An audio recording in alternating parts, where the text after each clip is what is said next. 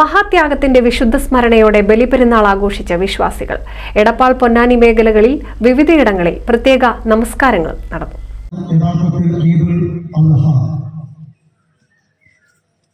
ജൂതന്മാരും ക്രിസ്ത്യാനികളും മടമ്പ് നോക്കിയിട്ടാണ് ഒന്നാമത്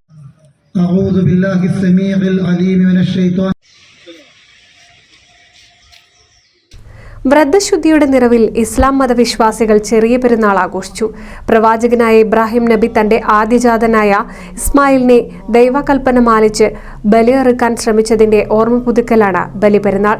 പള്ളികളിലും പ്രത്യേകം തയ്യാറാക്കിയ ഈദ്ഗാഹുകളിലും രാവിലെ നമസ്കാരങ്ങൾ നടന്നു. കുമരനെല്ലൂരിൽ നടന്ന ഈദ്ഗാഹിന് അൻസാർ അൻസരി നേതൃത്വം നൽകി.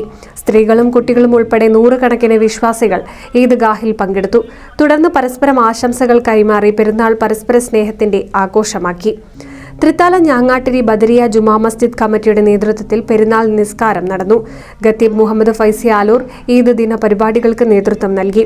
പെരുന്നാൾ ദിനത്തിന്റെ ഭാഗമായുള്ള നിസ്കാരം, ഖുതുബ, പെരുന്നാൾ സന്ദേശം, സിയാറത്ത്, ബലികർമ്മം എന്നിവയും നടന്നു. NCV news, Thrithala.